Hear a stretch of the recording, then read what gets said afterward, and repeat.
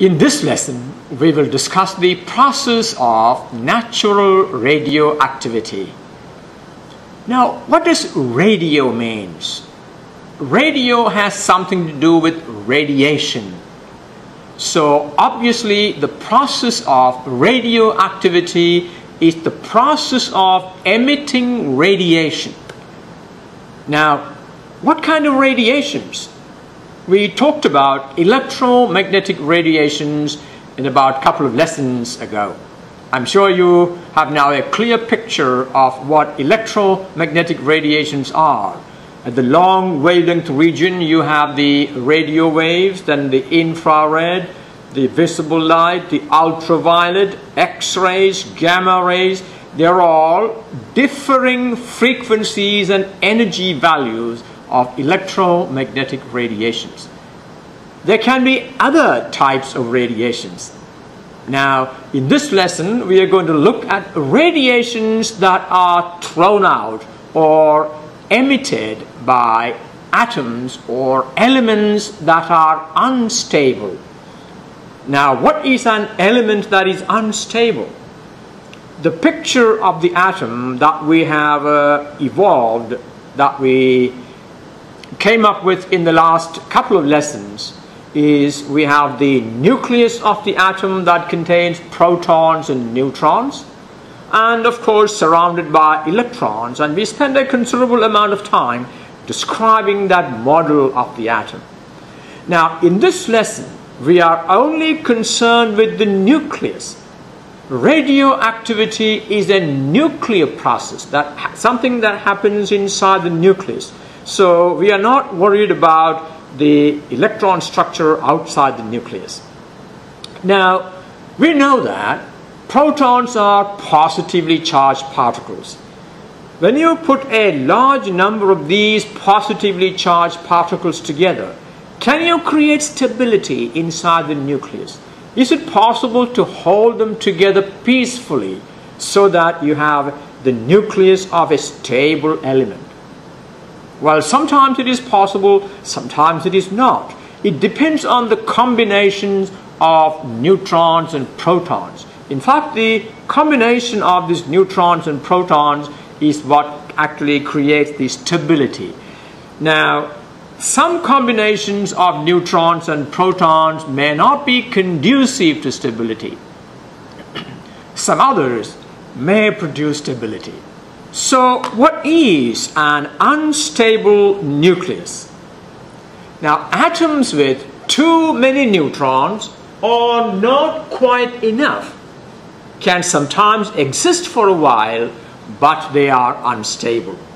Now, if a nucleus is unstable, it has to throw away a part of it to achieve stability. And that's what we're going to discuss in here. Now, all the elements beyond bismuth, that is atomic number 83, are unstable. They have too many neutrons. So if there are too many neutrons, that will create instability. So all the elements beyond bismuth are unstable. And unstable nuclei or unstable atoms are radioactive.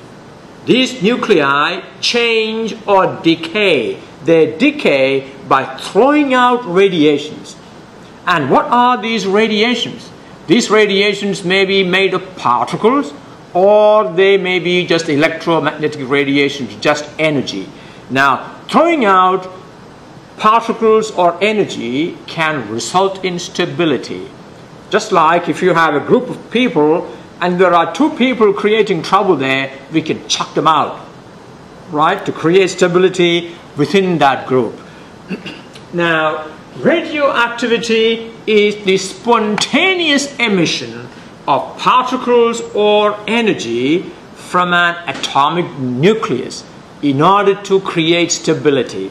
Now, you are familiar with the picture of the nucleus that contains protons and neutrons. If you throw away nuclear particles, then obviously the identity of that nucleus will change. If some nuclear particles are thrown out, the remaining nucleus will be the nucleus of some other element. That means the emitting of these radiations will result in the changing of the identity of the element. All these things are possible in this case. So let's start by discussing how was radioactivity discovered. Like many other scientific discoveries, the discovery of radioactivity actually happened by some accident. Now, what kind of accident did happen that led to the discovery of radioactivity? The radioactivity was discovered by a scientist called Becquerel. Now, Becquerel was experimenting with a sample of uranium salt, and for his experiment he needed sunlight because he exposed the uranium salt to sunlight and he was studying the property of that material. And one day it so happened that it was cloudy and there was no sunlight, so he wrapped this material in a photographic plate. Now, don't ask me why he did that. And he kept it away in a drawer or someplace. And of course, he looked at the photographic plate later. So he put his wrapped photographic plates in a darkened drawer along with some crystals containing uranium. Now, when he developed the photographic plates, much to his surprise, it was noticed that the photographic plates were exposed. These plates were kept away in a dark corner. Now, if these plates were to be exposed, that means some radiation must have fallen on it. Now, if some radiation has fallen on these photographic plates, where did these radiations come from?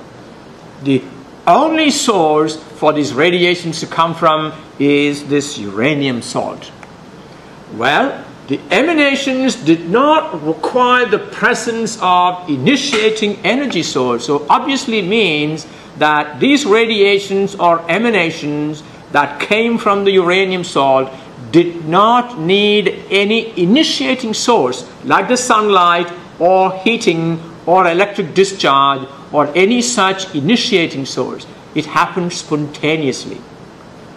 Well, the emanations actually did not require the presence of an initiating energy source. Now, later, Becquerel demonstrated that these emanations were actually emitted by uranium and shared certain characteristics of some of the radiations that we are familiar with, like X-rays or gamma rays. Some of the radiations that were emitted by this material were actually similar to the electromagnetic radiations that we are familiar with. That means these radiations actually contain some electromagnetic radiations. Now, working in the Becquerel lab, there were two very special people, Marie and Pierre Curie, and they became very involved in the study of radioactivity. Now, I think I have a picture of Mary here and Pierre over to the other side, working in a lab. Now, after working with radioactivity for some time, Marie Curie wrote, "The subject seemed to us very attractive, and all the more so because the question was essentially a new one. We didn't know anything about these things before. It was a very new branch of science, and nobody knew anything about it so far, and nothing was written on it so far." And Marie Curie devoted practically all her life in the study of radioactivity. Now, she is best known as the discoverer of the radioactive elements polonium and radium. And she is the first person, in fact the first scientist, who received 2 Nobel Prizes, one in chemistry and one in physics. And most of her work is based on the process of radioactivity. Now, once you have made a discovery like this, that a material emits radiation spontaneously? Well, obviously, it is a question you ask, what are these radiations made of? So Becquerel analyzed these radiations. Now, what do you do to analyze such a radiation?